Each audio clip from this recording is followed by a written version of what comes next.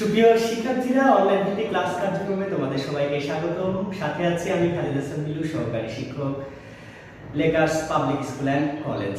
তো বন্ধুরা, গত ক্লাসে তোমাদেরকে আমি তোমাদের অষ্টম শ্রেণী বাংলা প্রথম পত্রের একটি অংশ নিয়ে আলোচনা করার চেষ্টা করেছিলাম, কবিতা অংশ নিয়ে। সেই কবিতায় মানব ধর্ম নামক যে কবিতাটি আছে সেই কবিতাটিকে নিয়ে আলোচনা করার চেষ্টা করেছি।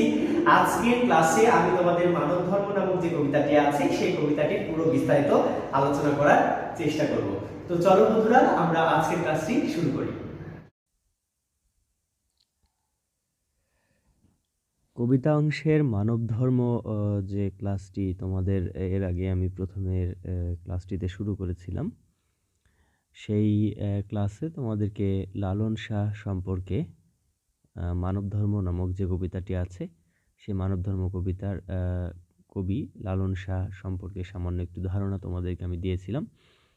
তো আজকের ক্লাসে তোমাদের লালন শাহর যে কবিতাটি তোমাদের পাঠ্যপুস্তক বইয়ের প্রথম কবিতা হিসেবে দেওয়া আছে, সেই কবিতাটিকে নিয়ে আজকে আলোচনা করার চেষ্টা করব।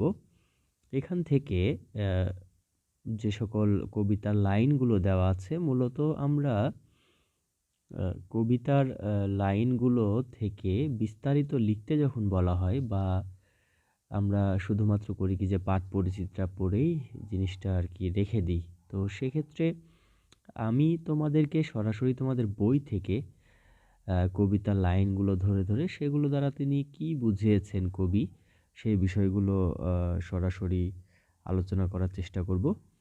তো সবার শুরুতেই তোমাদের পাঠ্যপুস্তক বইয়ের ওই কবিতাটি বোঝার জন্য শব্দার্থ টিকাগুলো আমাদেরকে জেনে নিতে হবে। তো এখানে শব্দার্থ টিকাগুলো আসলে খুব একটা জটিল কোনো কিছু দেওয়া নেই, কারণ লালন শাহ উনি পড়াশুনো না করলেও উনি যে সকল ভাষাগুলো ব্যবহার করেছেন, এই ভাষাগুলোকে বলা হয় আধ্যাত্মিক ভাষা।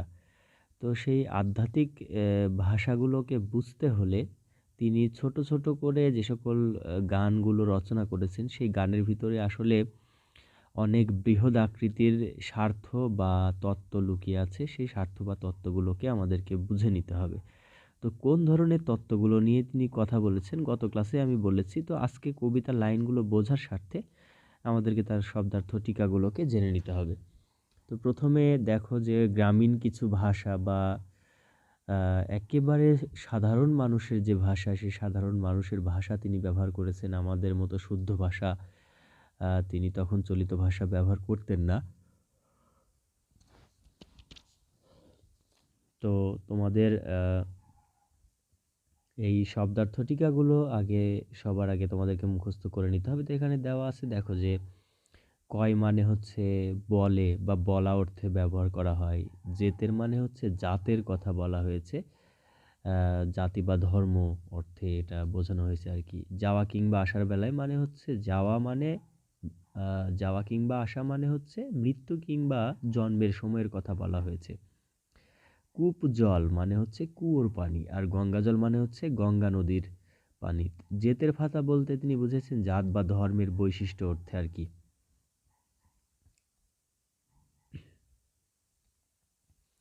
আর পাঠ পরিচিতি বলতে কোন জিনিসটা বোঝানো হয়েছে গত ক্লাসে আমি আর কি তোমাদেরকে বুঝিয়ে দিয়েছি। তো এখানে পাঠ পরিচিতিতে আমরা একটু পড়ে নিই।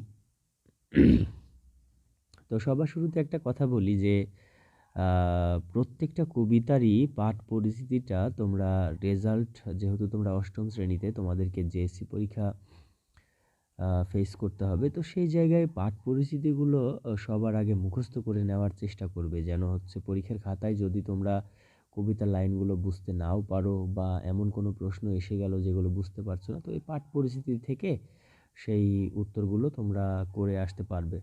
তো সেক্ষেত্রে পাঠ পরিচিতিটা খুব সুন্দরভাবে ভালোভাবে পড়ে নেওয়ার চেষ্টা করবে। তো এখানে দেওয়া আছে, সব লোকে কয় লালন কি জাত সংসারে, গানটি মানব ধর্ম কবিতা হিসেবে এ গ্রন্থে গৃহীত হয়েছে। এই কবিতায় লালন ফকির মানুষের জাত পরিচয় নিয়ে প্রশ্ন উত্থাপন করেছেন। লালন নিজে কোন ধর্মের বা জাতের, এমন প্রশ্ন আগেও ছিল, এখনও আছে।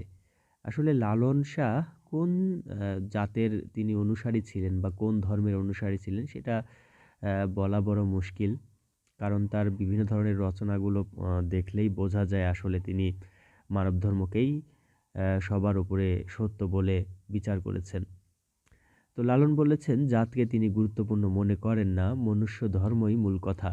জন্ম মৃত্যুকালে কি কোনো মানুষ তসবি বা জপমালা ধারণ করে থাকে? সে সময় তো সবাই সমান। মানুষ জাত ও ধর্মভেদে যে ভিন্নতার কথা বলে, লালন তা বিশ্বাসই করেন না। তো আমরা এখন কবিতাটা বিশ্লেষণ করব। বিশ্লেষণ করলে আমাদের পাঠ পরিচিতিতে আসলে কোন বিষয়টা বলা হচ্ছে, কবিতার লাইনগুলো পড়লেই আর কি সরাসরি আমাদের সেই বিষয়গুলো বোঝা যাবে। তো চলো আমরা সরাসরি আজকে তোমাদের বই থেকে কবিতার লাইনগুলো একটু বুঝে নেওয়ার চেষ্টা করি। তো এই জায়গায় মানবধর্ম কবিতাটিতে সবার শুরুতেই এটা একটা গান। তোমরা মানবধর্ম কবিতার যে গানটা আছে সেই গানটা একটু শুনে নিতে পারো সবার শুরুতেই।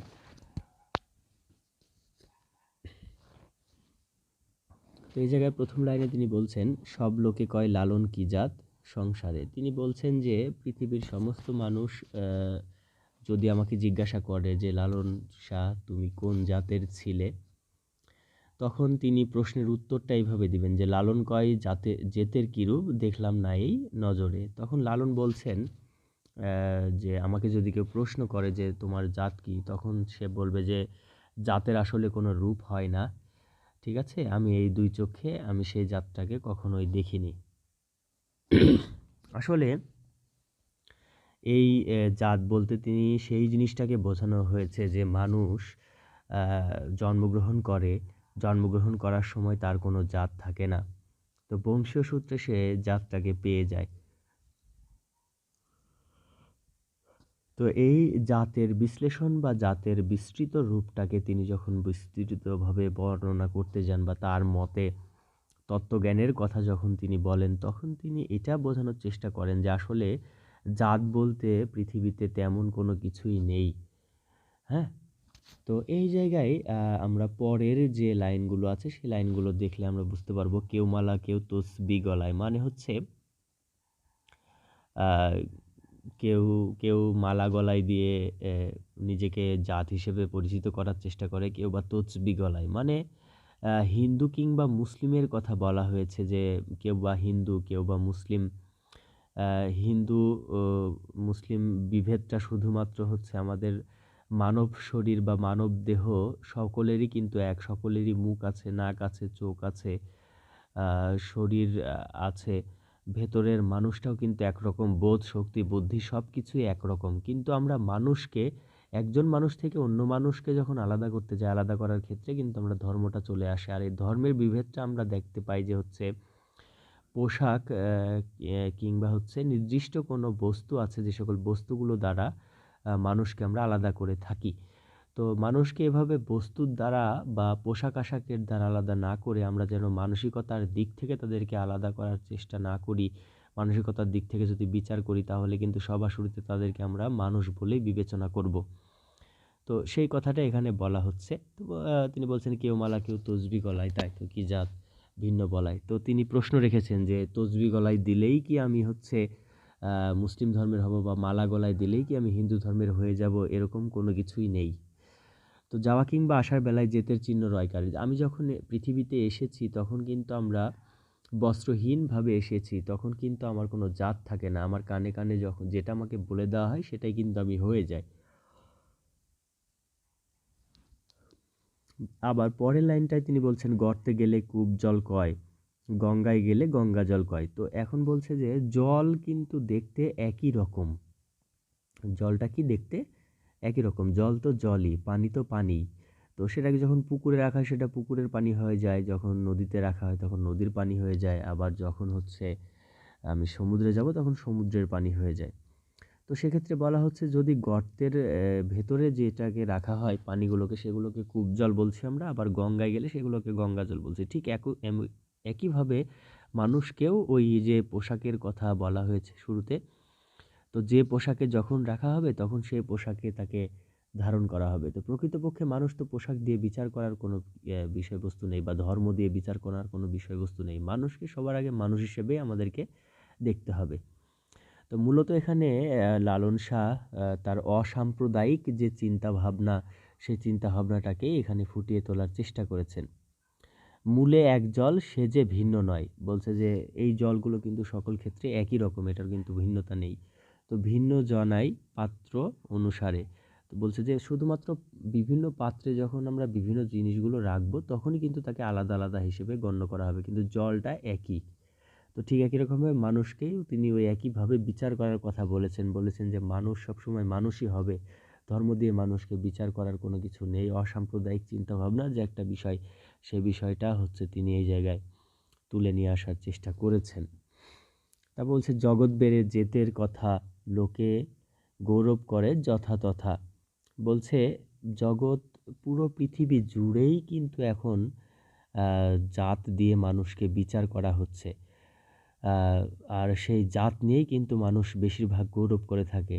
তখন লালন বলছেন যে তার মানুষ যতই পরিমাণে হচ্ছে জাত নিয়ে বড়াই করুক না কেন, লালনকে যদি জিজ্ঞাসা করা হয় তার তত্ত্ব অনুযায়ী, তখন লালন বলবেন যে লালন সে জেতের ফাতা বিকিয়েছে সাত বাজারে। মানে জাতের যে হচ্ছে একটা বৈশিষ্ট্য আছে, সে বৈশিষ্ট্যটাকে লালন কিছুই মনে করে না, কারণ জাতকে লালন কখনো মানেই না।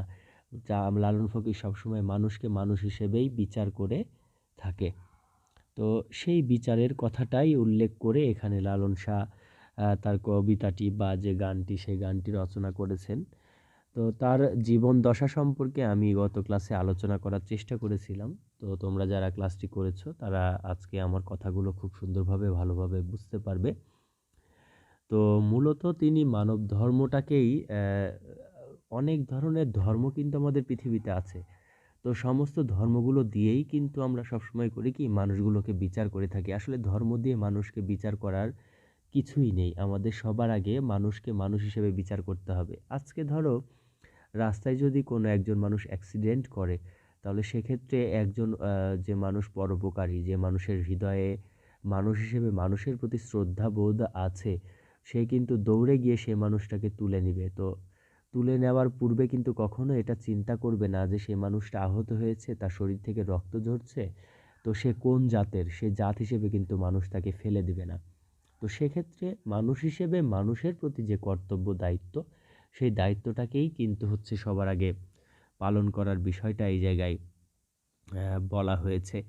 তো আমরা যারা আছি তাদেরকে সবসময় এটা ভাবতে হবে যে মানুষ হিসেবে মানুষকে সবার আগে বিচার করতে হবে, জাত হিসেবে বিচার করার মতো আমাদের অন্তর্গহীনের যে বাসনা, সেই বাসনাটাকে লালন করলে হবে না। সবার আগে আমাদেরকে মানুষ হয়ে উঠতে হবে। গৌরব হিসেবে আমাদের ভেতরের যে মনুষ্যত্ব বোধ, সেই মনুষ্যত্ব বোধটাকে জাগ্রত করার চেষ্টা করতে হবে। মূলত লালন ফকির তার এই তত্ত্ব দ্বারা এটাই বোঝানোর চেষ্টা করেছেন যে ধর্ম দিয়ে মানুষকে কখনোই বিচার করা উচিত নয়। আমাদের সবার আগে মানুষ হয়ে গড়ে উঠতে হবে, কারণ সৃষ্টিকর্তা সবাইকে মানুষ হিসেবেই গড়ে তুলেছেন, ধর্ম দিয়ে বিচার করার জন্য তুলে নিয়ে আসেনি।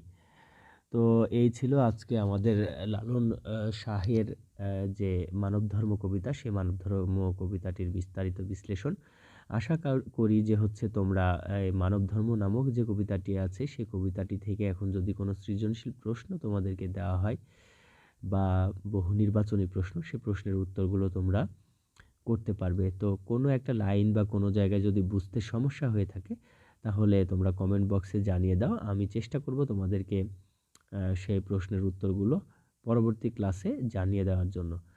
তো আজকের মতো তোমাদের ক্লাস এখানেই সমাপ্ত।